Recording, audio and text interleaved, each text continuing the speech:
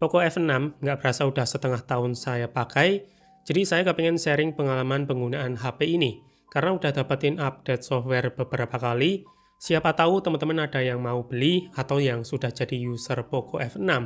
Bolehlah disimak dulu video ini sekalian buat sharing-sharing sesama user. Oke lah, langsung aja saya mulai dari software, biar nggak banyak basa-basi. Jadi pas saya bikin video ini, software terbaru yang saya terima itu HyperOS 1080. Entah setelah ini masih ada ekor baru atau langsung loncat ke HyperOS 2. Karena untuk versi global udah mulai digulirkan sejak akhir tahun kemarin. Dan setelah beberapa kali update software, emang ada plus minus sih. Tapi saya pribadi ngerasa fan-fan aja selama pakai HP ini. Apalagi di update 1020, sempat ketambahan fitur AI expansion, walau untuk hasilnya itu masih kurang bagus sih. Lalu untuk iklan memang masih ada, tapi saya pribadi kalau pakai HP Xiaomi selalu pasangi DNS, jadi udah nggak pernah ketemu iklan. Kemudian untuk beberapa bug yang saya alami sebelumnya itu sepertinya udah di-fix, seperti bug home screen yang suka reload, bug control center yang kadang-kadang nggak bisa diakses, bug notifikasi Instagram yang berantakan, dan bug sinyal WiFi jumping, itu semua udah nggak saya alami lagi. Tinggal bug video 4K 60 yang di awal perekaman masih patah-patah. Cuma saya pribadi hampir nggak pernah rekam video 4K sih, jadi nggak begitu masalah. Kalau untuk bug Genshin Impact, nanti saya bahas pas ngomongin performa ya. Tapi dari semua firmware yang pernah saya coba, sejujurnya saya lebih nyaman pas masih di HyperOS 1050 atau 1060. Karena di firmware 1080, di awal itu emang kerasa baik-baik aja. Tapi setelah beberapa minggu pemakaian, saya ngerasa jadi cepet anget dibanding sebelumnya.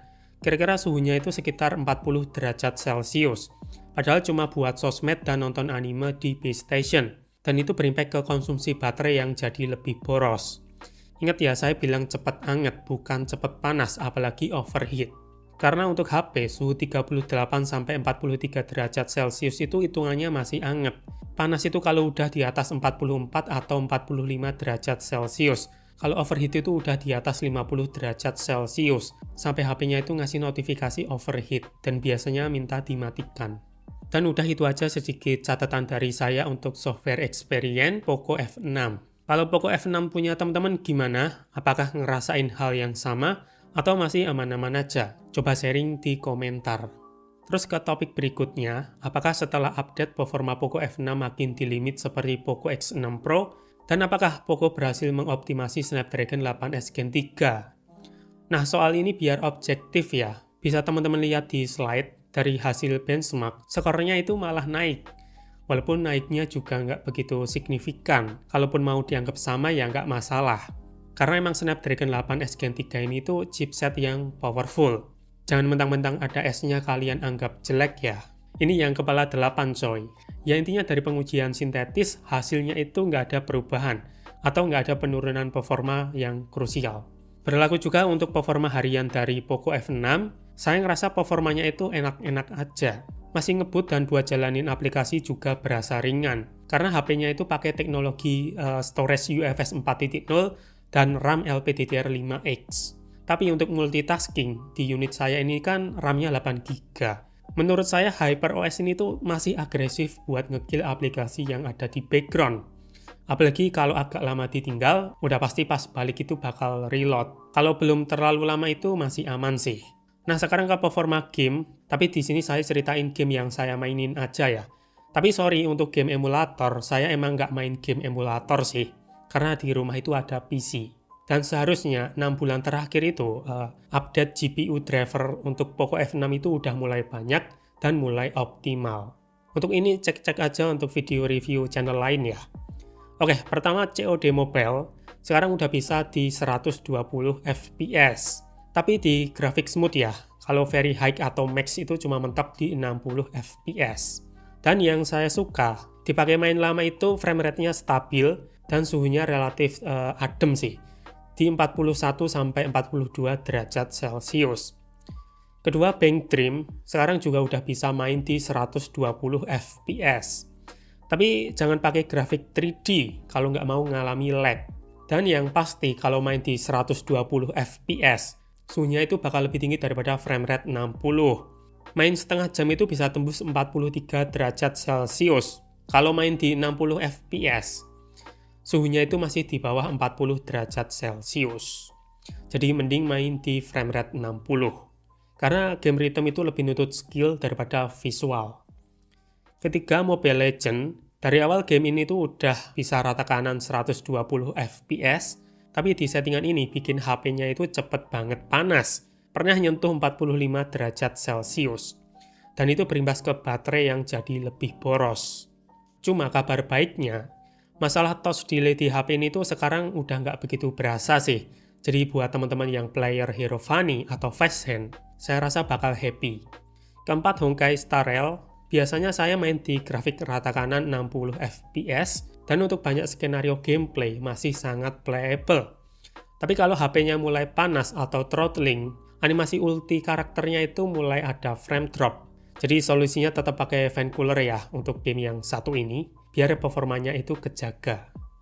Kelima, Wuthering Waves, grafik rata kanan 60 fps, dan di game ini tuh masih playable. Apalagi WoW makin kesini makin dioptimal kan. Walau untuk ke story mode ini tuh masih kelok ke 30 fps. Dan sama seperti HSR, kalau HP-nya udah throttling, mulai ada gejala frame drop. Jadi buat jaga performanya, sedia fan cooler juga. Keenam, Genshin Impact, grafik rata kanan 60 fps. Secara gameplay sebenarnya lancar sih, tapi masalah frame rate tidak seperti 60 fps. Sampai sekarang itu masih terjadi dan kadang malah bikin frame drop. Cuma kalau mau sedikit repot, sebelum login, foreclose dulu Joyose-nya, baru nanti Genshin Impact-nya berasa mulus 60 fps. Tapi ada konsekuensi ya, HP-nya itu bakal cepet banget panas. Suhunya itu bisa tembus 48 derajat Celcius. Dan kalau udah panas, ya frame drop juga. Jadi saran saya, kalau ada rencana pakai Poco F6 buat main game berat dalam waktu yang lama, sebaiknya itu pakai fan cooler. Karena udah saling berkaitan ya, kombinasi chipset kenceng, grafik rata kanan, suhu tinggi, baterai jadi boros. Soalnya kalau pakai fan cooler, performa gaming Poco F6 ini sejujurnya nyaman dan bisa stabil kalau mau pakai fan cooler. Soalnya suhu yang kejaga, performanya itu juga ikut kejaga. Dan fan cooler sekarang udah murah-murah ya, 200 ribuan itu udah dapat fan cooler yang bagus. Jadi agak kebangetan, beli HP 4 jutaan mampu, beli fan cooler 200 ribuan ngeluh kemahalan. Tapi maunya tetap adem. Ya, kalau maunya begitu, coba turun grafik ke rata tengah atau rata kiri sekalian, biar suhunya itu nggak begitu tinggi. Karena dari pengalaman saya, main Genshin Impact grafik highest tapi pakai 30 fps, suhu HP-nya itu jadi nggak cepet panas. Walau cuma 30 fps, setidaknya untuk gameplay itu masih bisa kita nikmati. Nah, kalau aspek pembahasan lain, saya saranin teman-teman nonton video full review-nya aja, karena di video ini tuh saya lebih sharing ke pengalaman penggunaan dari HP ini. Yang pasti untuk material, Poco F6 masih pakai full plastik, hasil kameranya biasa aja, tapi masih bisa diakali pakai Gcam. Terus untuk baterainya ini nggak irit-irit banget, sehari saya bisa ngecas 2 kali. Untungnya charger bawaan HP ini tuh 90 watt. Lalu untuk stereo speakernya, ini menurut saya kurang oke sih, kalah bagus dari speaker Poco F3. Tapi untuk kualitas layar, ini saya akui bagus banget. Saya suka sama layar Poco F6. Poco F6, emang ini tuh bukan HP yang perfect, makanya beli HP itu sesuai kebutuhan aja, cocok dibeli, nggak cocok ya di skip. Apalagi tiap produk itu ada target pasar dan karakternya masing-masing.